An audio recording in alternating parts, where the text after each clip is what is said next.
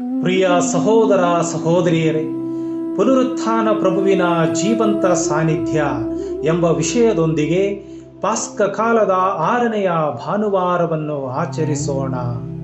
ಈ ಭಾನುವಾರದ ವಾಚನಗಳು ತಿಳಿಸುವಂತೆ ಪುನರುತ್ಥಾನಗೊಂಡ ಕ್ರಿಸ್ತನು ನಮ್ಮಿಂದ ದೂರವಿಲ್ಲ. ಪವಿತ್ರಾತ್ಮರ ಶಕ್ತಿಯ ಮೂಲಕ ಪ್ರಭುವು ತನ್ನ ಧರ್ಮಸಭೆಯನ್ನು ಮುನ್ನಡೆಸುತ್ತಾನೆ. ವಾಚನಗಳು ಬಹಿರಂಗಪಡಿಸುವಂತೆ ವಿಶ್ವಾಸ ಜೀವನಕ್ಕೆ ಸಂತೋಷವನ್ನು ನೀಡುತ್ತದೆ, ಭರವಸೆ ದುಃಖಕ್ಕೆ ಅರ್ಥವನ್ನು ನೀಡುತ್ತದೆ ಮತ್ತು ಪ್ರೀತಿ ನಮ್ಮಲ್ಲಿ ದೇವರ ಶಾಶ್ವತ ಉಪಸ್ಥಿತಿಯ ಗೋಚರ ಸಂಕೇತವಾಗುತ್ತದೆ. ವಿಶ್ವಾಸ ನಮ್ಮ ಜೀವನದ ಸಂತೋಷ. ಪ್ರೇಷಿತರ ಕಾರ್ಯಕಲಾಪಗಳ ಗ್ರಂಥದಲ್ಲಿ ಶುಭ ಸಂದೇಶ ಪ್ರಚಾರಕ ಮತ್ತು ಸೇವಾದರ್ಶಿ ಫಿಲಿಪ್ಪ ಸಮಾರ್ಯಕ್ಕೆ ಹೋಗಿ ಜನರಿಗೆ ಕ್ರಿಸ್ತನನ್ನು ಘೋಷಿಸುತ್ತಾನೆ. ಶುಭವಾರ್ತೆ ಎಂಬ ಅರ್ಥವಿರುವ ಯುವಾಂಗೇಲಿಯನ್ ಎಂಬ ಗ್ರೀಕ್ ಪದವು ಫಿಲಿಪ್ಪನ ಉಪದೇಶ ಮತ್ತು ಸೇವೆಯ ಮೂಲಕ ಜೀವಂತ ಸಂಕೇತವಾಗುತ್ತದೆ. ಯೇಸುವೇ ಅಭಿಷಿಕ್ತನಾದ ಲೋಕಧಾರಕ ಎಂಬ ಶುಭ ಸಂದೇಶದ ಪ್ರಚಾರ, ಅದ್ಭುತ ಕಾರ್ಯಗಳು, ದೆವ್ವ ಪೀಡಿತರಿಗೆ ವಿಮೋಚನೆ, ಅಸ್ವಸ್ಥರಿಗೆ ಸ್ವಸ್ಥತೆ ಇವುಗಳೊಂದಿಗೆ ಸಾಗುತ್ತದೆ. ಇದರ ಪರಿಣಾಮ ಜನಸಮೂಹವು ಒಮ್ಮನಸುಳ್ಳವರಾಗಿ ಸಂತೋಷಭರಿತರಾದರು. ಅವರಲ್ಲಿ ಭಯವೇ ಇರಲಿಲ್ಲ. ಪವಿತ್ರ ಗ್ರಂಥ ಹೇಳುವಂತೆ ಆ ಪಟ್ಟಣದಲ್ಲಿ ಉಂಟಾದ ಸಂತೋಷಕ್ಕೆ ಎಲ್ಲೆಯೇ ಇರಲಿಲ್ಲ. ರಕ್ತಸಾಕ್ಷಿ ಸ್ಟೇಫನ ಹುತಾತ್ಮನಾದ ನಂತರ ಕ್ರೈಸ್ತ ಸಮುದಾಯ ಅನುಭವಿಸಿದ ಕಿರುಕುಳ ದುರಂತದಂತೆ ತೋರುತ್ತಿತ್ತು. ಆದರೆ ದೇವರು ಆ ದುಃಖವನ್ನು ಬೋಧನೆಯ ಮರುರೂಪವಾಗಿ ಪರಿವರ್ತಿಸಿದರು. ಚದುರಿದ ವಿಶ್ವಾಸಿಗಳು ಶುಭ ಸಂದೇಶದ ಸಾಕ್ಷಿಗಳಾದರು. ಭಕ್ತ ವಿಶ್ವಾಸಿಗಳ ಮೇಲೆ ಪೇತ್ರ ಮತ್ತು ಯವನ ಮಾಡುವ ಹಸ್ತ ನಿಕ್ಷೇಪ ಪವಿತ್ರಾತ್ಮರ ವರವಾಗಿಯೂ ಮತ್ತು ಧರ್ಮಸಭೆಯ ಐಕ್ಯತೆಯ ಸಂಕೇತವಾಗುತ್ತದೆ. ಪಂಚಾಶತ್ತಮ ದಿನದಂದು ಪ್ರೇಷಿತರ ಮೇಲೆ ಇಳಿದ ಆತ್ಮವು ಈಗ ಸಮಾರ್ಯದ ವಿಶ್ವಾಸಿಗಳನ್ನು ಬಲಪಡಿಸುತ್ತದೆ. ದೈವಶಾಸ್ತ್ರೀಯವಾಗಿ ಈ ವಾಚನ ಧರ್ಮಸಭೆಯ ಸ್ವಭಾವತ ಸುವಾರ್ಥ ಪ್ರಚಾರದ ಕಾರ್ಯ ಮತ್ತು ಪವಿತ್ರಾತ್ಮರು ನಮ್ಮಲ್ಲಿರುವ ಗಾಯಗಳನ್ನು ಹೊಸ ಆರಂಭಗಳಾಗಿ ಪರಿವರ್ತಿಸುತ್ತಾರೆ ಎಂದು ನೆನಪಿಸುತ್ತದೆ.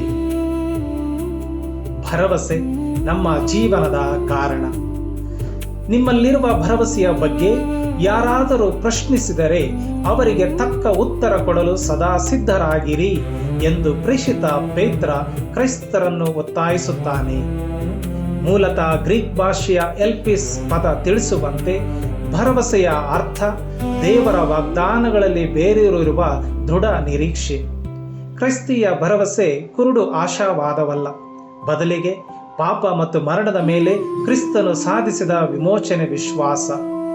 ಪೇತ್ರನು ಭಕ್ತ ವಿಶ್ವಾಸಿಗಳು ತಮ್ಮ ವಿಶ್ವಾಸವನ್ನು ವಿನಯ, ಘನತೆ, ಉತ್ತಮ ನಡತೆ ಮತ್ತು ಪರಿಶುದ್ಧವಾದ ಮನಸಾಕ್ಷಿಯಿಂದ ಸಮರ್ಥಿಸಿಕೊಳ್ಳಲು ಪ್ರೋತ್ಸಾಹಿಸುತ್ತಾನೆ. ನ್ಯಾಯಪರರಾದ ಪ್ರಭು ಯೇಸು ಪಾಪಿಗಳಿಗಾಗಿ ಯಾತನೆ ಪಟ್ಟರು. ಆತನ ಯಾತನೆ ರಕ್ಷಣೆಯ ಮಾರ್ಗವಾಯಿತು.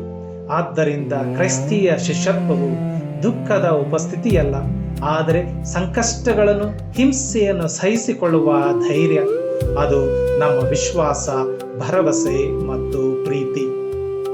ಪ್ರೀತಿ ನಮ್ಮ ಜೀವನದ ಸತ್ಯ.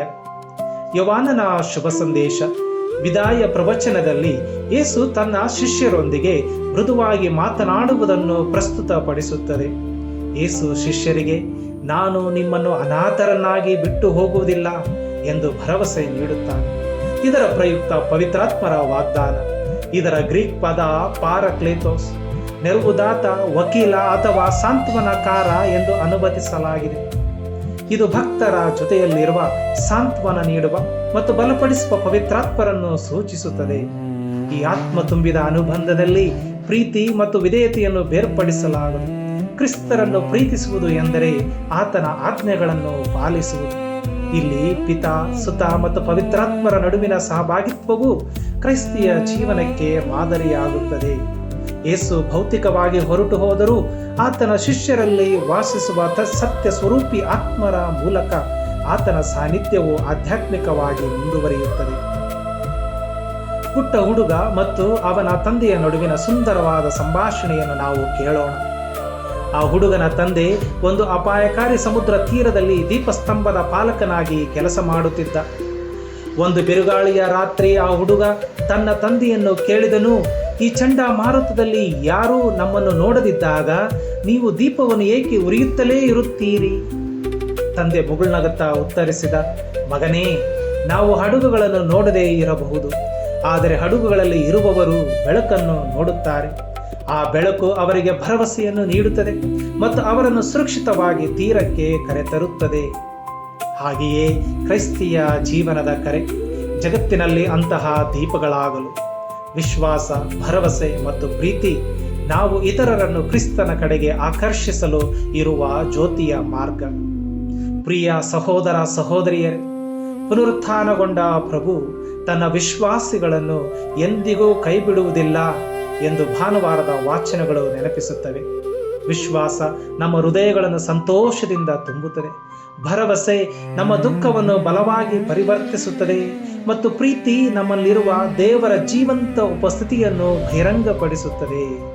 ನಾವು, ನಮ್ಮ ಕುಟುಂಬಗಳು, ನಮ್ಮ ಸಮುದಾಯಗಳು ಸಮಾಜದಲ್ಲಿ ಕ್ರಿಸ್ತನ ಸಾಕ್ಷಿಗಳಾಗಲು ಪವಿತ್ರಾತ್ಮರು ನಮ್ಮನ್ನು ಬಲಪಡಿಸಲಿ. ತಾಳ್ಮೆಯಿಂದ ಆಲಿಸಿದ್ದಕ್ಕಾಗಿ ನಿಮ್ಮೆಲ್ಲರಿಗೂ ನನ್ನ ಧನ್ಯವಾದಗಳು. ದೇವರ ಹೇರಳವಾದ ಆಶೀರ್ವಾದಗಳನ್ನು ಕೋರುತ್ತಾ ಈ ಭಾನುವಾರವು ಅರ್ಥಪೂರ್ಣ ಆಚರಣೆಯಾಗಲೆಂದು ಹಾರೈಸುತ್ತೇನೆ.